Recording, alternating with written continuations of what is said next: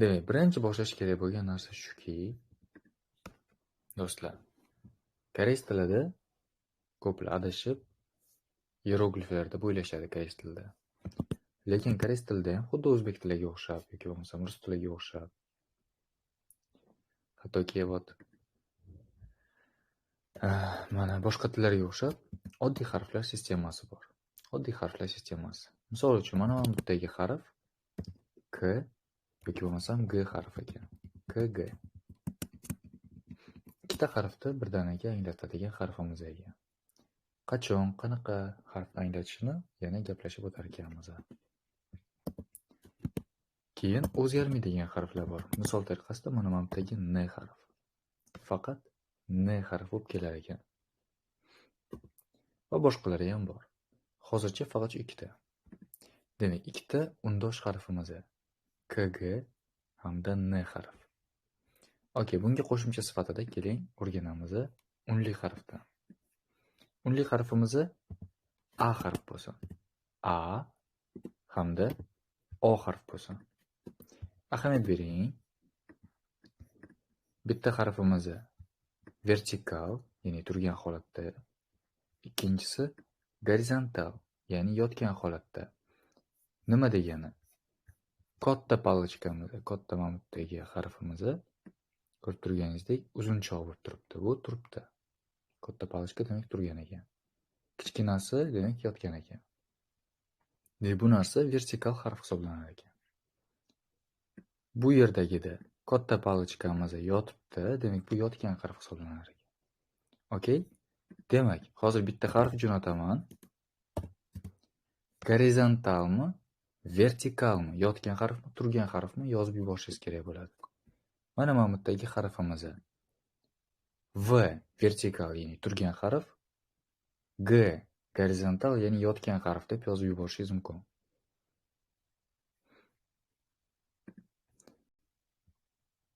Demak, hamma tushunibdi, mana bu harf jo'natildi.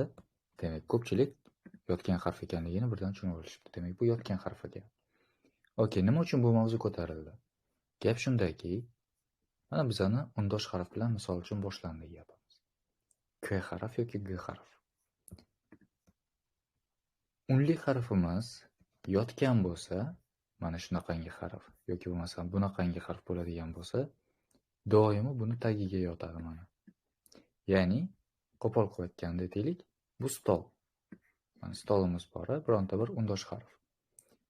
Gilamimiz har doim yotgan holatda bo'ladi. Gilam turg'izib qo'ysangiz turmaydi, va yiqilib tushadi. Shuning uchun gilamni stolning tagiga kirgizib qo'yamiz mana. Stol tagiga to'shab qo'yamiz. Boshqa harflarda ham xuddi shunday mana. M harfmi? Misol uchun mana bittagi harfimiz M harf hazotamiz. Yoki misol uchun mana bittagi N harfimiz, K harfimiz. Demak, yotgan harfni to'shab qo'yar ekanmiz pastga mana. To'shab qo'ydik. Hammasi tarafda.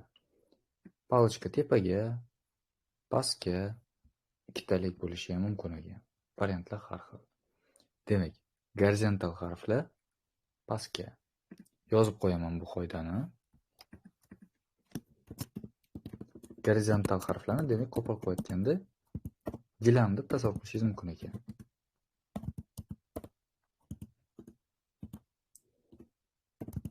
Mana gorizontal pastga. Agar turgan bo'lsa, endi tasavvur qilamiz, mana bu harfimiz bor. A harfimiz bor. A harfimiz undosh harfimizni yoniga yoziladi. Oldida bo'ladi u narsa. Mana undosh harf yonida, demak, unli harf bo'lar ekan. Misol tariqasida keling xuddi o'sha stolni keltiramiz. Stol va stul. Mana bizda stol bor, stol. Stulda, demak, oyoqchasini stol tagiga kirgizib yuboramiz, o'zini yoniga qo'yib qo'yamiz. Tagiga to'sha olmaymiz u narsani. Demak, agar bizda turgan harf bo'ladigan bo'lsa, unli harfimiz, eslatib o'taman. Faqat unli harf gorizontal yoki vertikal bo'la oladi.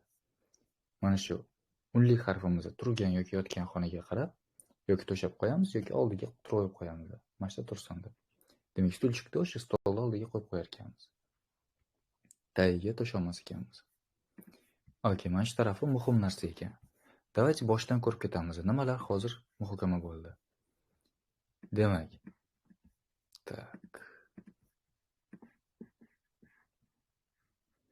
Boshdan demak ko'rib ketamiz.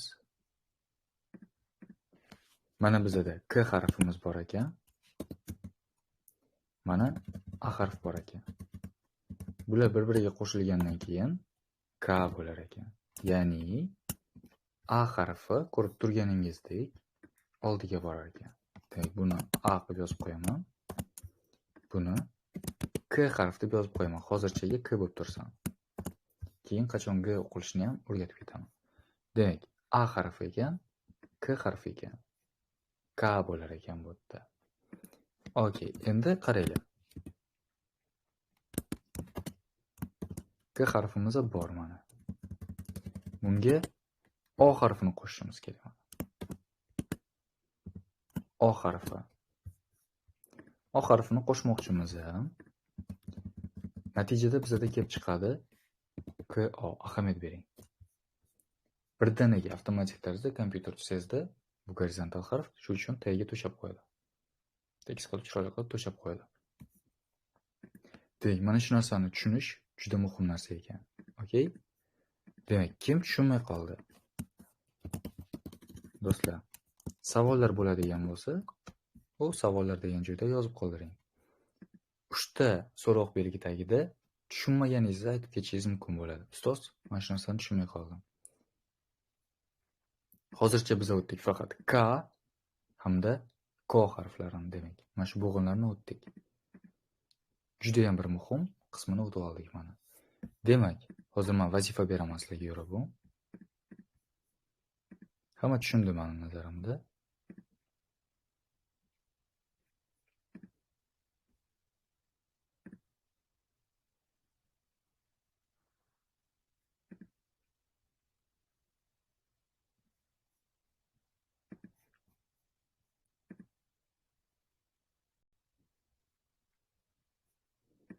Okey, yaxshi. Vроде savollar yo'qdek, mavzuni tushundik. Endi sekin o'tamiz mam harfimizga. Mana mam harfimiz N harfi ekan do'stlarim. Har holda N bo'lib kelar ekan. Demak, N harfimiz bor. N plus mana bu harfimiz. Agar iloji bo'lsa, bitta daftarcha olib oling do'stlar. Maslahat beraman sizga shunaqa. Aynan daftar olib oling. Hozir D harf deb yozaman. Mana D harf deb yozib yubordim. Daftarga yozilgan variantingizni rasmga olib jo'natib qo'yishingiz mumkin bo'ladi. Men tekshirib aytaman. Ha, siz to'g'ri yozdingiz yoki yo'q, siz noto'g'ri yozdingiz. Nimaga kompyuterda yoki bo'lmasam klaviaturangizda yozib qilish yomon fikr deb o'ylayman. Chunki kompyuter o'zi his qiladi bu narsani. K deydi. K desak ham. No desam ham. O'zi avtomatik tarzda pastga yoki oldiga qo'yib qo'yadi.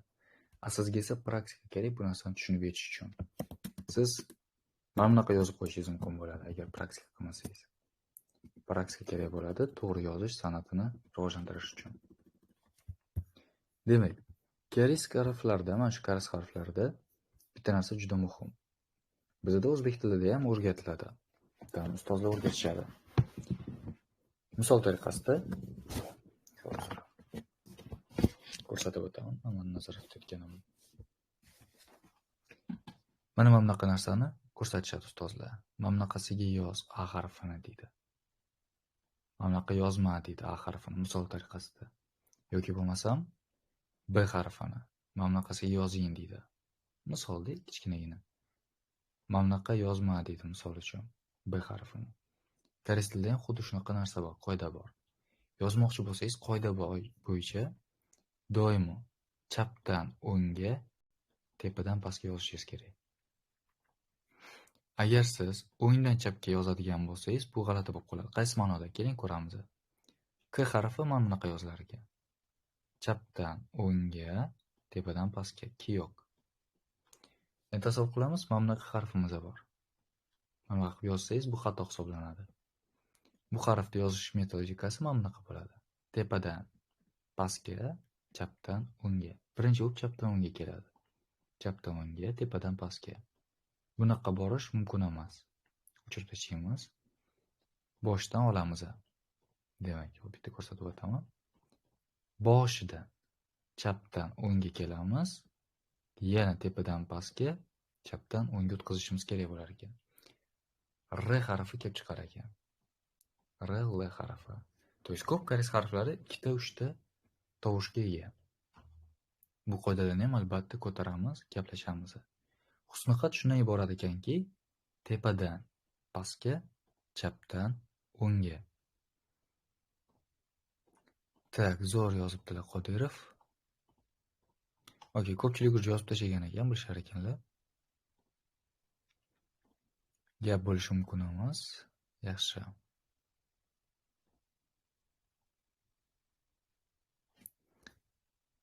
Tak, normalniy ko'pchilikda, yaxshi.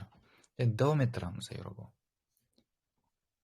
Mana N harf bilan O harfni birgalikda yozib ko'ring. N hamda O. Marhamat. O harf qayerga yozilishi kerak? Qo'lini ko'targan talabalarga mikrofonlarni yoqib beraman, aktiv bo'lishlari mumkin bo'ladi. Yo'q, do'stlar. Aytishlari mumkin bo'ladi. Marhamat aytib ko'ring. O harfi gorizontal harf hisoblanadi. Qayerga boradi? Yotgan harf. Har doim tagidan yoziladi. To'ppa-to'g'ri. Demak, yotgan harflarning hammasi tagida yozilar ekan. N harfimiz va uni tagida o'sha harfimiz bo'lar ekan mana. No bo'lar ekan bu narsa. Okey. Demak, to'g'ri yozilishi N hamda uni tagida bo'lar ekan O, ya'ni to'shab qo'ydik. No. Aha, no bo'lar ekan. Okey, yaxshi. Rahmat. Endi keyingisini ko'ramiz. Mana bizada N harfimiz bor. Mana A harf. N harfimizning A harf qaysi joyini egallaydi? Oldidami, tagidami? Ya'ni to'shab qo'yamizmi yoki oldiga qo'yib qo'yamizmi?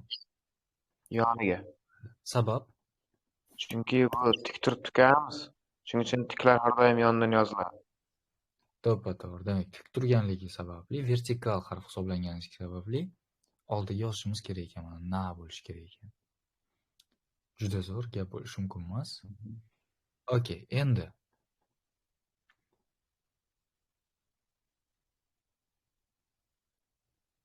okey. Tak, yaxshi. Zo'r. O'rgandik demak. N, K, A, O. 4 ta harfni o'rgandik. Keyingi qadamni qo'yishga tayyormiz. Demak, keyingi qadamimiz shundan iborat bo'ladiki, do'stlar, koreys tili bo'g'inlardan iborat bo'ladi. Bo'g'inlar. Любой o'zbek tilidagi so'z, rus tilidagi so'z olsangiz ham bo'g'inlarga bo'lsa bo'ladi. Tam odam deysizmi, hayvon deysizmi? Bir-ikki paytda o'zbek tilida g'alati bo'lib qolishi mumkin. Misol uchun, odam degan so'z bo'g'imga bo'l desa, qanaqasiga bo'lish kerak bo'ladi? Odammi yoki boshqachasiga bo'lish kerakmi? G'alati bo'lishi mumkin. Koreys tilida esa o'zini qoidasi bor, o'zini turkumi bor. Misol tariqasida. Mana любой so'z yozsangiz ham mana bu yerda o'zi bo'limga bo'ladi. То есть kompyuterda o'zi alohida bo'limga bo'l, bo'g'inga bo'l deb aytmayman. O'zi avtomatik tarzda bo'g'inlarga bo'ladi. Mana shuni qoidasini tushunib olishingiz kerak bo'ladi. Tushuntirib ketaman. Demak, bitta bo'g'inda yura bu. Bitta bo'g'inda qanaqa bo'lishi mumkin? Bitta bo'g'in nima bo'lishi mumkin? Birinchi variantimiz. Bitta undosh, bitta unli harf. Ikkinchi variantimiz. Ikkinchi variantimiz ham xuddi shunday. Bitta undosh, bitta unli gorizontal variantda. Uchinchi variantimiz birdan patchin mavzusini ochib beradi bizga. Mana K,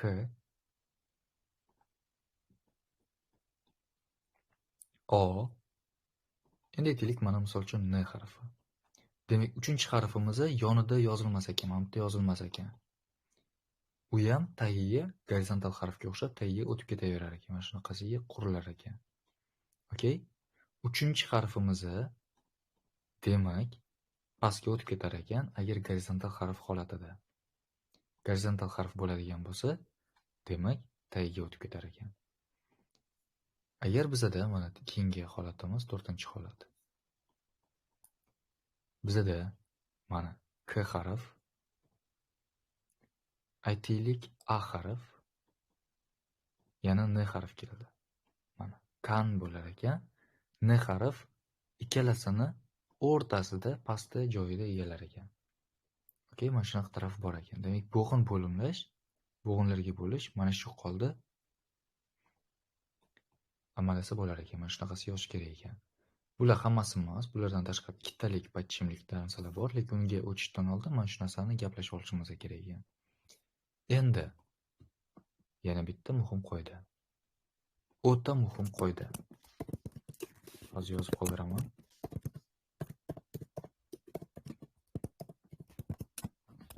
O'ta muhim qoida. Qoida shundan iboratki, boya ko'rdingiz, ikkitalik harfimiz bor ekan. K, G, misol uchun. K, G. Yana qanaqa harflar bor? T, D, B, B. Aytaylik yana R, L bo'lishi mumkin mana. Tak. R, L bo'lishi mumkin. Demak, mana shu harflar kelganda, mana shu harflar bo'lganda, mana buni istisno sifatida ko'ramiz. Yana CJ bor. CJ harf ham bor. Mana bu harfda, demak, boshqa istisno sifatida kelishi mumkin mana bu yerga. Buni alohida rangga bo'yab qo'yamiz. Vaqti kelganda tushuntirib beraman. Demak, bu harflarimizda, mana bu yerdagi harflarimizda birinchi bo'g'inda bo'g'in nimaligi esimizda-ya? Birinchi bo'g'inda har doim ovozsiz variantda keladi. Birinchi bo'g'in, birinchi harfda ovozi yo'q variant. Ovozi yo'q nima degani? Jarangsiz degani. Tak. Mana K va G bor. Jarangsiz variantini yozib yuboring kommentariyada. K, G. Qaysi biri jarangsiz? Qaysi biri jarangdor harf emas? Tushunyapsizmi o'zi nima haqida so'rayotganim? G menimcha jarangsiz ustoz. Yo'q, K harf jarangsiz bo'ladi. Jarangdor. J jarangdor deyapti mana. Ch charangdor demayapmiz, J deyapmiz. Jarangdor. Zvanok, Z harfi. Mana shu xuddi shunaqa narsa ekan. Demak, jarangsiz, qo'pol qilayotgan, ovozsiz, tomog'i og'rigan variant birinchi bo'lib yozilar ekan. Demak, K deydigan bo'lsak, mana bu yerda har doim o'qilishi K bo'lar ekan mana. K deb o'qilishi kerak ekan. Lekin ikkinchi bo'g'indan boshlab, mana ikkinchi bo'g'in ketdi, mana birinchi bo'g'in, mana ikkinchi bo'g'in. Ikkinchi bo'g'indan boshlab jarangli variant o'qilar ekan. Ya'ni K, G deb o'qilishi kerak ekan bu narsa. Okey? Nima deb o'qilar ekan bu narsa? K, G deb o'qilar ekan. Bundan keyingi hammasi ham G bo'lib o'qilaveradi. K, G bo'lib ketaverar ekan. Okey? Tushunarli. Bitta harf ikkita joyda ikki xil ma'noga ega bo'lar ekan.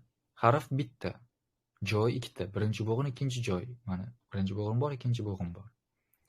Bu yerda yana birinchisida K bo'lib kelar ekan o'zbek tili harfida, ikkinchisida G bo'lib kelar ekan o'zbek tili harfida. Koreys tili harfida bir xil mana bu o'roqqa o'xshagan harf bo'lib kelaverar ekan. Okey? Tak. Tushuntira oldim degan umiddaman. Hozir keyingi harfga o'tamiz. Assalomu alaykum ustoz. Assalomu alaykum, va alaykum assalom. Labey. Ustoz, mana shu K harfini men ibrat farzandlarida o'rganganim shu payt aytilgani K bo'g'in boshida, bo'g'in oxirida K, ikkovini o'rtasida G keladi. O'sha qoidadan tashqari qoidami yoki o'shanga qo'shimchami? Yo asosiy qoidani aytdingizmi siz? O'sha qoidani o'zi bu. Hozir tushuntiraman nimaligini. Darsimiz zapis bo'lyapti, shu uchun kamroq gaplashsak degandim. Rahmat. Demak, T va D harfi bor ekan. Mana T va D harf. Unga ham xuddi shu qoida ishlaydi. Xuddi shu qoida unga ham ishlaydi. Qaysi ma'noda?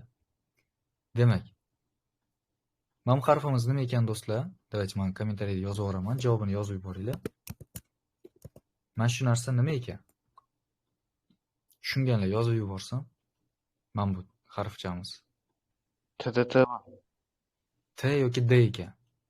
Tasavvur qilamiz, bu yerda yozdik mana. Birinchi bo'g'inda jarangsiz, ovozsiz varianti aytilishi kerak ekan. Nima deb o'qiladi bu narsa? Mana yozib yubordim, kommentariyada yozib qoldiring. Birinchi bo'g'inda qanaqa o'qiladi? Gapirmoqchi Birinchi bo'lgan talabalar. bo'g'inda T. Bo'g'inmosida T. Aha, yaxshi, demak.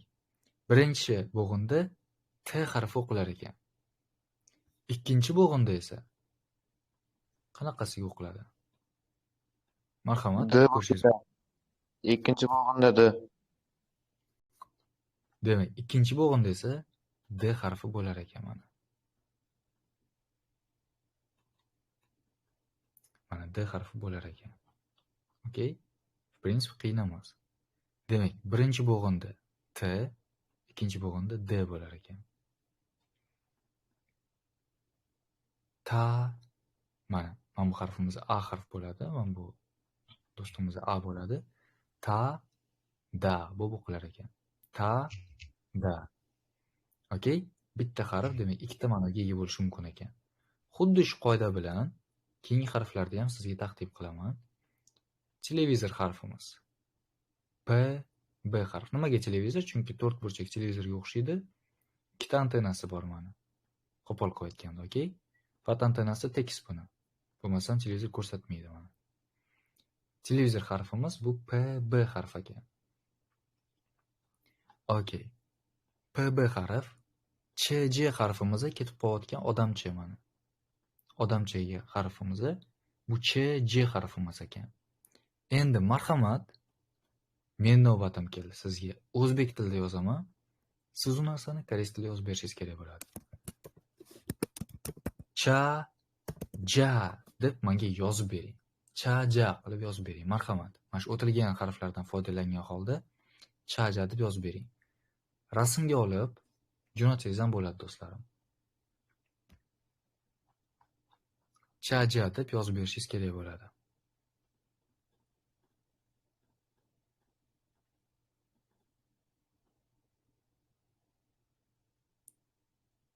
Noto'g'ri bo'lgan variantga boshi portlab ketayotgan emojini qoldirib ketaveraman. Dislike qo'yish meni fikrimda uncha yaxshi narsa emas, uchun boshi portlab ketayotgan narsa. O'qishimizda qo'yganlar anaqa shapchika haqida alohida gaplashamiz. Shapchikali narsani ishlatmaymiz. Demak, to'g'ri javoblar mana bu kishilarda, o'quvchilar bizda mana bunaqa deb yozganlar.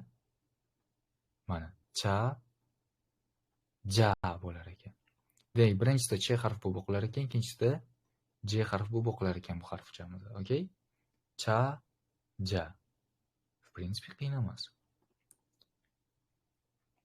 Cha, ja bo'lar ekan do'stlarim. Demak, keyingi qadam pa, ba deb ko'rishimiz kerak bo'ladi. Marhamat, yozib ko'rsangiz.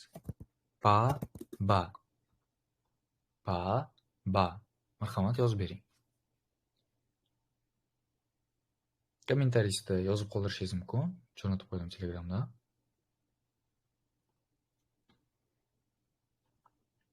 Молодцы. Pa, ba mana shunaqa yozilar ekan. Okey? Demak, bundan kelib chiqadiki, bizda pachimda emas, ikkinchi bo'g'inda demak. Birinchi qoidamiz nima ekan do'stlar? Birinchi bo'g'inimiz P, ikkinchi bo'g'inimiz B bo'lib o'qilar ekan. B, bobur bo'lib o'qilar ekan mana. Pa, ba bo'lar ekan mana. Bu yerdagimiz cha, ja, mamutdagimiz ka, ga bo'lar ekan. Menimcha qiyin emas. Endi do'stlar, keyingisiga o'tamiz. Keyingi qoidamiz. Keyingi qoidamiz shundan iboratki, qaraymiz. Agar u pastki harfda bo'lib qolsa, esimizda bo'ya. Bitta mana bunaqa ko'rsatdim. Mana bunaqa ko'rsatdim. Keyin uchtaliklarni ko'rsatdim. Bittasi pastga ketib qoldi. Mana. Demak, pastga ketib qolgan harfimizning nomi Patchim deyilar ekan. Patchim. Okey? Nomi Patchim ekan. Patchimni o'ziga xos qobiliyatlari bor. Ozgina boshqacha aytiladi. Demak, bu yerda mana shu ikkalasi demak, ovozsiz variantda o'qilishi kerak ekan qoida bo'yicha. Qaysi ma'noda? Biz bungacha aytdik. Mana bunaqa yozilsa, ikkinchi bo'g'in. Eshityapsiz? Ikkinchi bo'g'inda ikkinchi ma'no. G harfi bo'lib o'qilishi kerak ekan mana. Lekin agar bu pastga tushib qolsa, yerga do'p etib tushar ekanda, ovozi chiqmay qolar ekan. Bo'lib qolar ekan. Bilasizmi, yiqilganingiz nafas olmay qolasiz, ovozingiz chiqmay qoladi. Bu ham xuddi shunday yerga do'p etib tushar ekanda, ovozi chiqmay qolar ekan. Demak, buni o'qilishi kak bo'lar ekan. Kak. Kag emas, kak bo'lar ekan. Okey? Kak. Marhamat, mana shu narsani endi yozib ko'ring. Tat degan variantini. Marhamat. Tat degan variantni yozib qoldiring. Qanaqa yozilishi mumkin? T harfini eslatib o'taman. T harfimiz mana mamutdagi.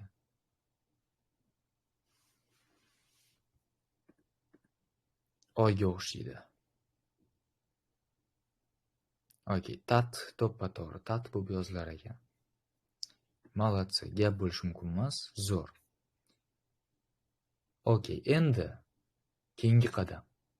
Keyingi qadamga ham o'tamiz. Keyingi qadam shundan iboratki, biz endi special harflarni o'rganamiz. Special harflar. Special harflarga o'rganishdan oldin keling. Mana bu eng basic 2000 nechinchidir yillik kitobini bitta ko'rib ketamiz. Mana shu kitobda ham o'sha mavzuda ko'tarilgan.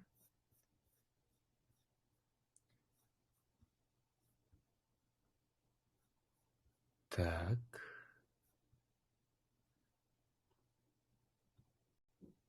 Okey, давайте mana shu kitob bo'yicha ozgina ishlasak. Kitobni tashlab beraman darsdan keyin albatta. Yarim ruscha bo'lgani uchun bizga ham rus tilidagi qiziq emas unchalik, bilmaydigan talabalarimiz bor. Demak, mana bu harfimiz demak nima ekan? K harfi ekan. K va G harfimiz ekan. Bu harfimiz N harfi ekan. T, D harfi ekan. T, D. Endi qarang. Bizning ustimizdan kulgandek, mana bu yerdagi R, L, L harf kelib chiqadi. Ustimizdan xuddi kulgandek. Nima uchun? Mana misol uchun M harf bu mujik harf. M, mujik. Mana. Mana bu yerdagi N harf namja degan so'zdan, erkak harf. O'zgarmaydi bular. Avot mana bu yerdagi R, T, K va hokazo ko'plar o'zgaraveradi. Shuning uchun sizga muammo bo'lishi mumkin. Ko'ramiz, nimaga R harfini ustingizdan kuladigan harf dedim. Gap shundaki, mana bu yerdagi qoidani buzadi u. Birinchi bo'g'inda mantiqiy olib qarasak, mana ra bo'lish kerak edi bu narsa. To'g'rimi? Ra. Okey, bu mantiqan to'g'ri. Endi bunga yana bitta qo'shamiz. Demak, bu narsa mana bu yerdagi narsa ka, ga bo'lsa, demak bu ra la bo'ladimi? Degan talabalar ko'p, yo'q emas. Mana shu yerda siz adashgan bo'lasiz. Buni o'qilishi ra bo'ladi. Ya'ni bu ustingizdan kulgan harf takoy mana qiyshiq-mishiq uni qiyshayib kulyapti ustingizda. Men boshqacha o'qilaman deb aytayapti. Buni o'qilishi ra bo'lar ekan. Ra. Lekin ustoz, biz bu 3 ta harf ko'rdik. L, yumshog'i va R harfini ko'ramiz. Agar bu bir xil kelsa, mana bu bir xil kelsa, ra bo'lib kelsa, L qayerda o'qiladi? L o'qilish uchun, mana bu L o'qilish uchun u boyaga aytib o'tilgan patchimda tushishi kerak. Patchim degani pastdagi harfimiz ekan. Mana tepadagi harflar va mana pastga tushib ketgan harfimiz. Buni o'qilishi ral bo'lar ekan. Ral. Mana ral, L. Yumshoqqina o'qilishi kerak ekan. Okey? Demak, R harfimiz o'ziga xos harf ekan. Raritetniy harf ekan. Bu o'ziga xos harf ekan. Ralda o'qilar ekan. Tak, hammaga tushunyaptimi mavzuni? Hammaga tushunarli bo'lyaptimi?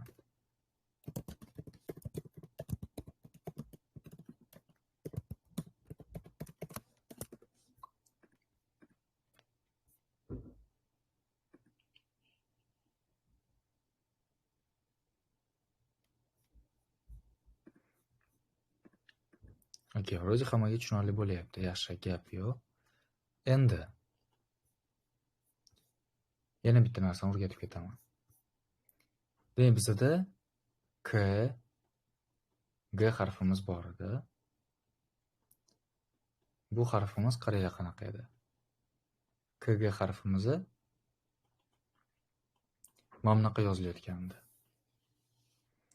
Endi bitta harflarimiz bor, shapkachalik harflar. O'sha haqida gapirib beraman, bugun darsimizni sekin tugatamiz. Demak, mana misol uchun mana bu harfimiz yugurib ketayotgan. Ja tez yugurar ekanda, mana ja tez yuguradi. J harfimiz. JC harfimiz. Demak, ja tez yuguradigan shu harfimizga shapka kiydirib qo'ysangiz, shapkani qachon kiyamiz? Tomog'imiz og'riganda yoki bo'lmasam kasal bo'lib qolganimizda, sovuq bo'lganda kiyamiz. Demak, shapka kiygan harflarimizning ma'nosi hech qachon J harf bo'la olmaydi bular. Har doim ch bo'lib o'qiladi. Ikkitalik hamda yana qo'shimchasi bor. Ch bo'lib o'qilar ekan. Ch. Okey?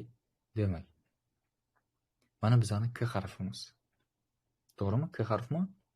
Yana bu mamutdagi qishu-mishu o'roqqa o'xshagan narsamiz Kmi?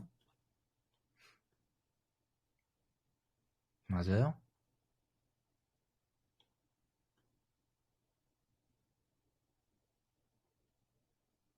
Tak, okey. Demak, bu harfimiz KG ekan mana, KG. KG harfiga biz shapka kiydirishimiz mumkin mana. Ko'p ustozlar o'rgatmaydi bu narsani, bu shapka chekkanligini o'rgatmaydi, alohida harf qilib o'rgatadi. Demak, shapka kiydirilgan bu yog'i. O'sha shapka vaqt o'tgan sari juda ko'p kiygani uchun yopishib ketgan. Demak, bu harfimiz K ekan. K harfimiz mana K bo'lib o'qilar ekan. K. Demak, bu harflar deyarli hech qachon G harfi bo'lib kela olmas ekan. Bular tomoq og'rigan. Tomoq og'riganda qilib gapiramiz, ovozimiz chiqmay qolib. Xuddi shunaqa harflar ekan bu. Mana bizani T harfimiz. Bunga ham shapka kiydirib qo'yish mumkin mana. Demak, bu oldin qanaqa harf edi? Bu harfimiz T hamda D harfida. Mana chatga yozib qo'ydim. T, D harfimiz edi. Shapka kiydirdik, endi qanaqa harfga aylanar ekan? Yo'q bu. T harfiga aylanar ekan mana T. Okey? Qo'pol qilayotganda prosta T qabayib ko'raylik, prosta portlab chiqadigan T harf bo'ladi. Portlab chiqadi. T, K, Ch. Bu o'qilar ekan mana shular. Okey. Bu ham Ch, faqat portlab chiqadi mana. Yumshoq emas, bulardan bir portlab nimalar qo'yish kerak. Portlab ketyapti.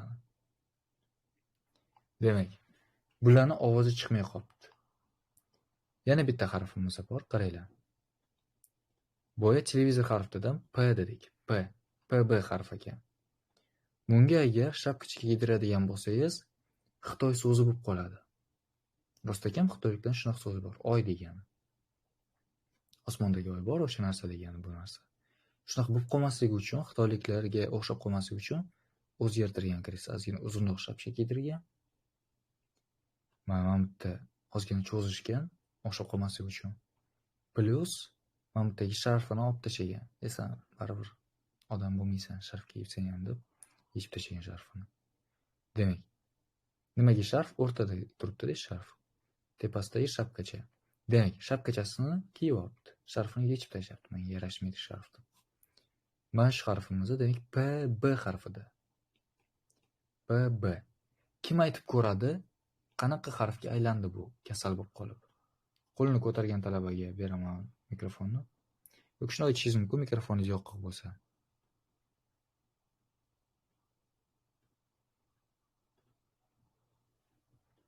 Yorobun. Uch charchab qolib shekilli talabalar. Давайте, marhamat.